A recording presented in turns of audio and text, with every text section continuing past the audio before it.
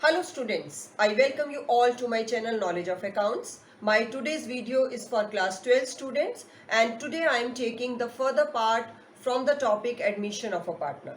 So in my previous video I explained you the revaluation of assets and reassessment of liability and before that the accounting treatment of goodwill and all these adjustments are done at the time of admission of a partner.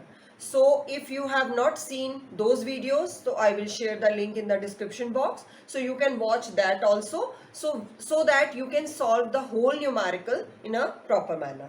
So today I am taking the next part after that, that is the treatment of accumulated profit or losses. So now students, without wasting time, let's start. Now what are the accumulated profits? Now accumulated word जो है हमारा that means collecting from a long time period, यानी जो भी profit और losses business में partners जो है वो इकट्ठा करते जाते हैं, like they maintain or keep a separate percentage or a fixed percentage of their profit as reserve. You know the meaning of reserve? General reserve को आप लाइबिलिटीज साइड में शो करते थे बैलेंस शीट में. उसका क्या पर्पस होता है कि प्रॉफिट का एक कुछ परसेंटेज लाइक 10%, 5% और 20% कुछ भी वो एक रिजर्व की तरह उसको क्रिएट करते हैं. So what is the use of that कि at the time of need they can use that reserve. Okay, so उन्होंने अपने बिजनेस के अंदर कुछ कुछ टाइम पीरियड में थोड़ा थोड़ा प्रॉफिट इकट्ठा करा, उसी को हमने क्या बोला, accumulated profit. Okay, accumulated profit और रिजर्व्स. और इसी तरह से समटाइम लॉस भी एक्यूमुलेट होते हैं या एक्सपेंसेस भी एक्यूमुलेट किए जाते हैं, so they are treated as accumulated losses. अब उनका ट्रीटमेंट करते हैं at the time of admission. Why? Because जो भी रिजर्व ओल्ड पार्टनर्स ने क्रिएट किया है बिफोर द एडमिशन, उसमें उन्हीं का शेयर होता है, न्यू पार्टनर का शेयर नहीं होता.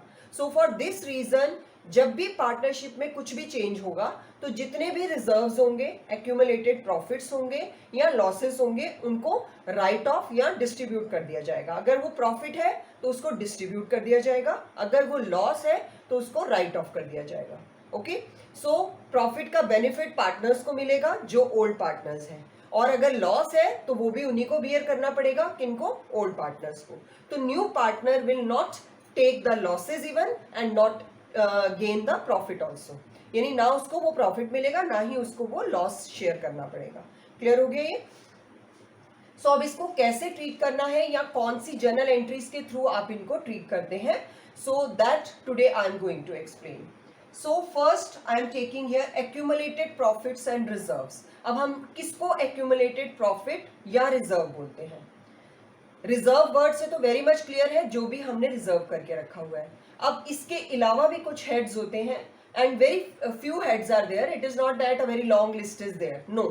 सो 4-5 हेड्स आर देयर जो कि आप याद कर सकते हैं कि अगर ये हेड आपकी बैलेंस शीट में दिया हुआ है eight the time of admission, तो आपने इसको क्या करना है, पार्टनर्स के कैपिटल और करंट अकाउंट में डिस्ट्रीब्यूट करना है.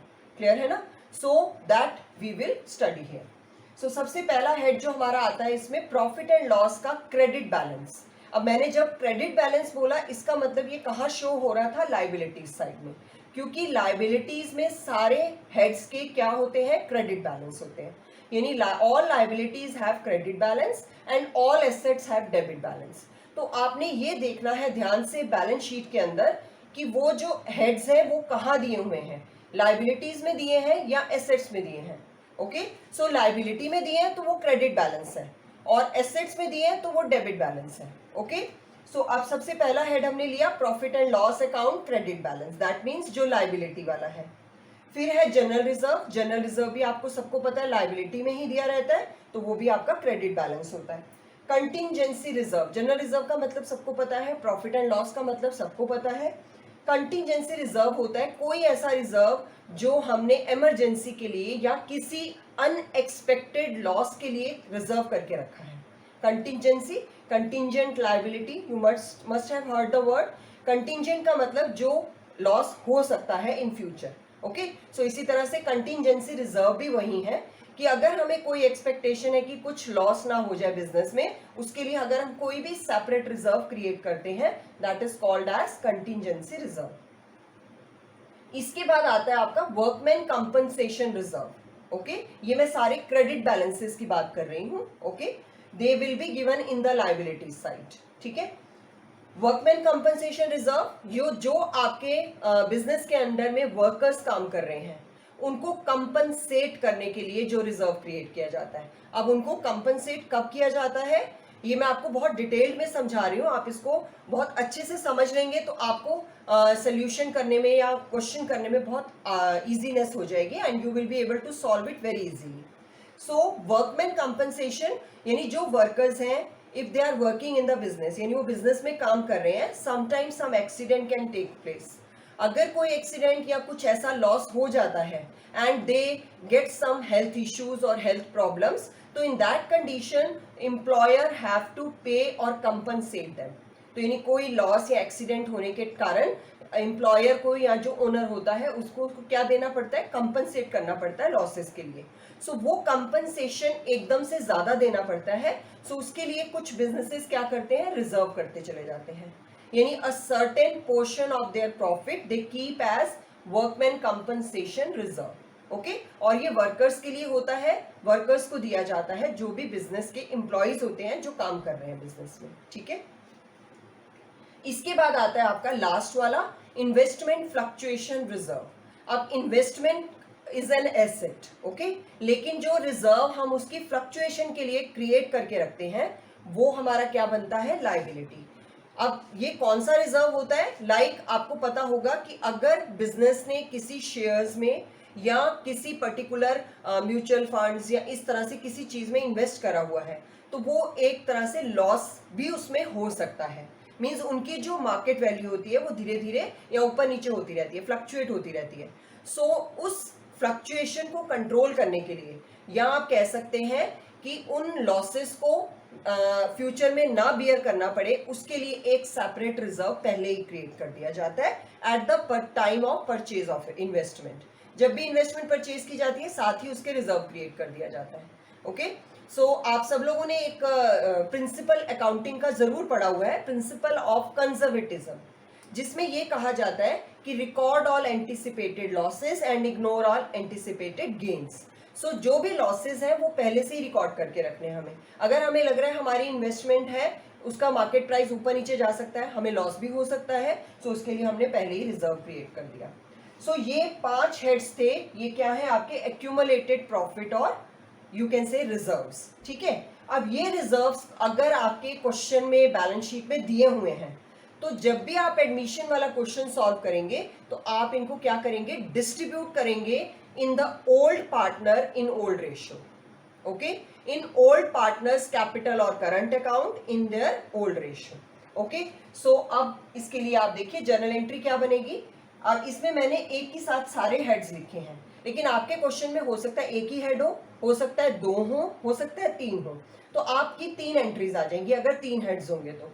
एक एंट्री आएगी अगर एक हेड होगा तो, 2 एंट्री आएंगी 2 हेड होंगे तो, लेकिन आएगी एंट्री सेम रहेगी।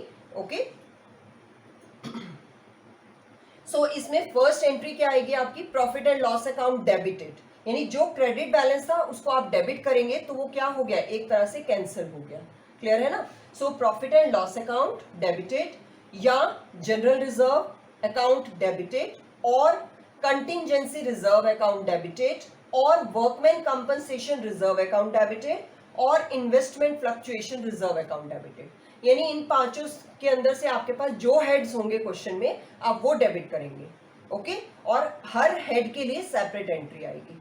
लाइक अगर 2 हेड दिए हुए हैं तो आप 2 सेपरेट एंट्रीज पास करेंगे, एक साथ नहीं करेंगे।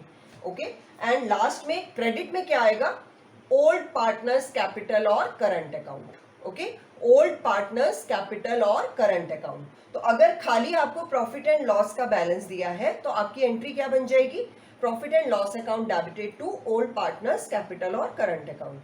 और अगर आपको जनरल रिजर्व दिया हुआ है तो general reserve account debited to old partners capital और करंट अकाउंट। और इसी तरह से अगर कंटिंजेंसी या वर्कमैन कंपनसेशन या इन्वेस्टमेंट फ्लक्चुएशन रिजर्व दिया है तो जो हेड दिया है वही आप डेबिट करेंगे और क्रेडिट में क्या आ जाएगा, टू पार्टनर्स और ओल्ड पार्टनर्स कैपिटल और करंट अकाउंट। अब कैपिटल क्यों आएगा, जब आपकी फ्लक्चुएटिंग कैपिटल होंगी, और करंट अकाउंट कब आएगा, जब फिक्स कैपिटल मेथड होगा। ठीक है, ये तो हो गई प्रॉफिट की बात। अब हम आते हैं एक्यूमुलेटेड लॉसेस के ऊपर। एक्यूमुलेटेड लॉसेस भी एक तरह से, अगर बिजनेस को लॉस हो रहा है और वो उसको हमने कहाँ रिकॉर्ड करते हैं, हम उनको एसेट साइड में, like see profit and loss account, debit balance. अब डेबिट बैलेंस का मतलब जो एसेट में प्रॉफिट एंड लॉस दिया होगा वो डेबिट बैलेंस है, और जो लाइबिलिटीज में दिया होगा वो क्रेडिट बैलेंस है। तो आप इसको ऐसे जज कर सकते हैं कि इट इज अ लॉस और it is a profit, liability वाला प्रॉफिट, एसेट वाला loss. Profit and loss account अगर डेबिट बैलेंस है आपके पास, या डेफर्ड रेवेन्यू एक्सपेंडिचर आपको दिया हुआ है कोई हेड एसेट्स के अंदर, या आपको एडवर्टीजमेंट सस्पेंस अकाउंट दिया हुआ है एसेट्स के अंदर। एसेट्स में ये 3 हेड्स ही होंगे, इसके अलावा और बहुत सारे हेड्स नहीं होते हैं। सो इन तीनों में से अगर कोई हेड आपके एसेट साइड में ऑलरेडी दिया हुआ है बैलेंस शीट में, तो उसको हमें क्या करना है, उसको राइट ऑफ करना है। क्लियर? अब राइट ऑफ का मतलब क्या है, अब इससे ऑपोजिट एंट्री पास हो जाएगी। What is the entry now, general entry for that is old partners capital और current account debited to profit and loss account, अगर प्रॉफिट एंड लॉस है तो, टू डेफर्ड रेवेन्यू एक्सपेंडिचर, अगर deferred revenue दिया हुआ है तो, और टू एडवर्टीजमेंट सस्पेंस अकाउंट, अगर वो दिया हुआ है तो। ठीक है, तो इन तीनों में से जो हेड्स दिए होंगे, लाइक एक ही दिया हुआ है तो आप एक ही एंट्री पास करेंगे, और 2 हेड्स दिए हुए हैं तो 2 एंट्री पास होंगी। क्लियर है? सो आई थिंक मैंने बहुत क्लियर अच्छे से कर दिया है आपको कि अगर प्रॉफिट्स है तो पार्टनर का कैपिटल अकाउंट क्रेडिट होगा और जो भी हेड है वो डेबिट हो जाएगा। ओके, और आपका वो कैंसिल हो जाएगा, क्योंकि वो लाइबिलिटी में क्रेडिट बैलेंस है और आपने उसको डेबिट किया तो वो कैंसिल हो गया। लॉसेस में जो आपके एसेट्स में दिया होगा वो आपके लिए लॉस है, तो लॉस को आप क्या करेंगे, राइट ऑफ करेंगे। तो उसमें पार्टनर का कैपिटल अकाउंट या सारे पार्टनर्स के कैपिटल अकाउंट डेबिट हो जाएंगे, और क्रेडिट में आपका प्रॉफिट एंड लॉस या डेफर्ड रेवेन्यू या एडवर्टीजमेंट सस्पेंस आ जाएगा। तो वो आपका क्रेडिट होने से वो कैंसिल हो जाएगा, क्योंकि एसेट्स वाले का डेबिट बैलेंस होता है और जब हम उसको क्रेडिट करेंगे तो वो कैंसिल हो जाएगा।